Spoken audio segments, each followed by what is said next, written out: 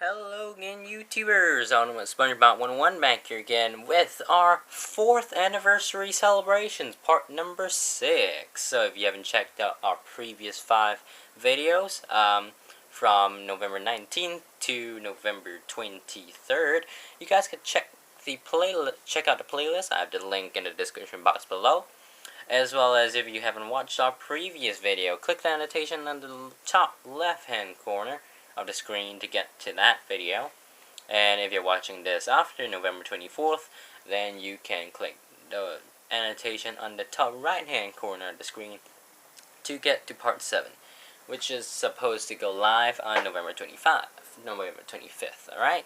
So today, as you can see in the title, we have a SpongeBob Moves In review video. So this is actually gonna kick off our entire SpongeBob Moves In video walkthrough or playthrough series that we're going to be having on the channel. Now, I actually wanted to start the walkthrough right in this celebration series itself, but the problem was that I actually have 2 computers that I could use, and one is really close to the internet modem. So the internet connection there is the greatest, and compared to a Mac, which is actually further away and is unable to process the iPhone, because I actually record the iPhone screen on the computer. That's how I actually get the video. Alright, so the problem is, although I can use a computer near to the internet that has a greater or stronger internet connection, the problem is this hard drive, or at least the CPU, is not powerful enough, or a computer in general, it's not powerful enough to handle the recorder program and the mirroring program. So that's a big problem. So I have yet to figure that out. Our series is going to be constantly delayed until I find a solution to that. But I hope you guys can understand, and if worse come to worse, then we'll just have to use the video camera to record the screen, which is really bad because I want to actually give you guys good quality SpongeBob Moves In. I mean, like in terms of the video quality, walkthroughs and everything. So anyways, we're just gonna start off today with a ad review. So I actually am gonna log in to one of my accounts first. Alright, so SpongeBob Moves In was actually launched on June 6th, 2013. And it's been like the most major SpongeBob game to date, I guess. It's a really, really great game. I don't know why. Well, actually, if you read the reviews on the Apple or the iTunes store for Apple devices, and you see the reviews with all the bad reviews at least, and they talk about how the game constantly crashes and everything. No matter how nice I want to be, I just want to say, firstly, people shouldn't use the reviews section to actually complain again about report their issues, because no one's gonna help you solve the issues. That's why. And secondly, if you're using a really old device, you should actually accept that, because it is kind of expected. I mean, just get a new device if you really want to play the game, or because since this game was actually made in 2013, I better switch over to picture mode so you guys can see this. Yeah, this game was actually released in 2013. It was in production from, I guess, 2012, maybe late 2011 as well. So, yeah, it actually only really supports, even though it states iOS 4.3 onwards. I think it does, yeah, because, when it was first released, that's what it said. And, yeah, you need for example, I am using a iPhone 5S, and I'm not saying that, you should be angry about the device you have. I mean, well, it's a new game, so, it's kind of expected that you need a newer device in order to run it well. So, yeah, I mean that's one thing that a lot of people have a big problem with, and it's not gonna be solved just like that. So, anyways, back to the review here. So, out of 5 stars, I give this game maybe 4.5 to 4.7. Now, why is that so? Firstly, if you play on the on a newer device, maybe an iPad Air 2, iPad Mini 2, iPad Mini 3, or a iPod Touch 5th generation, or iPhone 5 onwards, you probably noticed that the graphics are pretty good. I actually played this on a iPhone 4 previously, and the graphics weren't as great. And if you zoom in, the quality is actually much, much better. Try to turn on the sound. Oh yeah, I know why. Because I turned off the sound. All right, so yeah, the quality. The first thing is the quality, and the quality is much, much better than if you play on older devices. Secondly, there are great ways. There are great. There's a ton of stuff actually to do in this game. For example, on a quest, you have quests here. You can actually basically this game is all about building your own town, and then we have example an inventory where you have a collection. You can watch videos on how the characters came into Bikini Bottom.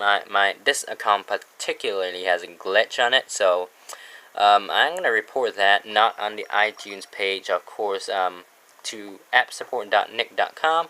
I'll have the link in the description box below for you guys to visit that, because a lot of people just don't read the description of the game before they buy the game actually. So well, they don't actually notice the app support link.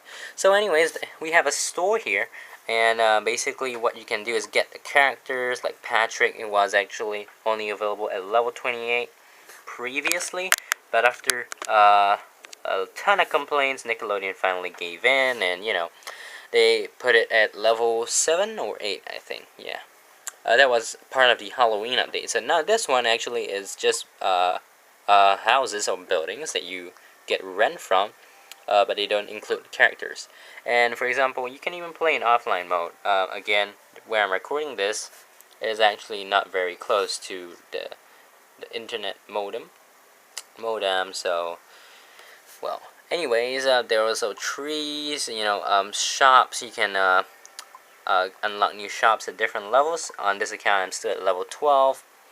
And we have decorations. Now, decorations, one tip is that, for the second half of November, if you're watching this, like, right after this is released, and you actually managed to watch up to this point, and you haven't actually completed this Squidward, the Squilum Returns base questline, which was, the questline was entirely based off episode 48, B, I think? Yeah, B.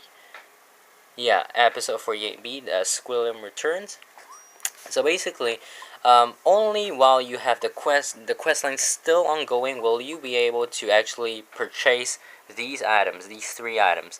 So, the fancy chair, eternal Squidward, and fancy painting. Now, if you finish the quest line, you will not be able to unlock, or purchase any 4 of these. So I recommend, if you want any of these, get it before the quest line ends, or at least before you complete the quest line. Alright, so that's very important. I'd just like to let you guys know. Anyways, there's plenty of decorations, really, really cool. For example, this Bikini Bottom sign, and in an earlier release, they also unlocked, or at least they released SpongeBob, the statue of SpongeBob. So that's really cool. So as you can see, we have the home lane. You can collect rent from each of them, and all these coins are accumulated. And this is your balance. This for coins, and the bottom one is the balance for jelly, of which is the premium currency in the game. You can also get your characters to do a plethora of items, or you can feed them food and get rewards for that. For example, this police fish, maybe I want to get him to fill up boring paperwork and quadruplicate. So let's get him to do that, and he's gonna rush over to the police station and get that done. So basically, every time you get a character to complete a task, you actually get extra coins and everything. So it's pretty cool. Example of store, maybe you can go to this limited edition for Halloween only, Rusty's Ribeye Restaurant. And a real example of store is the Bargain Mart. That's actually only two stores, two like literal stores actually released so far, and those are the Bargain Mart as well as the Spy Shack, which should be coming in our holiday update. In I think a week. Yeah. Alright, so there is also treasure. Apparently there's also a feature called Patchy's Town, but I'm unfortunately unable to show you guys that feature here because Nickelodeon actually took that feature down because of a glitch in some sort. So yeah, but overall, SpongeBob Moves In is a great game, especially if you use one of the newer iDevices. I strongly recommend you to get this game. If you're interested in getting a free copy of this game, SpongeBob Moves In. By the way, this is only applicable to the U.S. App Store. You can actually join our grand opening contest on our new SpongeBob Moves In guide when we launch it on November 28th. And yeah, you guys can stand a chance to win a free copy of the game. We also actually have iTunes gift card giveaways on that site. So if you're interested, go check it out. We have the link in the description box below once it's launched and everything. Alright, so yeah, that's all for this video. Thanks for watching. It's a really simple game, a really simple interface, and we have a wishes column. You know, you can see all the items that you can feed to your, like, the recipes you have and the quantity of the item that you have. So yeah, a really great game. I strongly recommend you to get it if you know someone who likes SpongeBob and has a great iDevice, or any Android, especially one of the newer Android devices or an Amazon Kindle device. Definitely go check this game out. It's worthwhile. You're $3.99 on the App Store. I'll have a link to download this game in the description box below. And yeah, that's all for this video. Thank you guys for watching. Make sure to subscribe, like, favorite, comment, etc.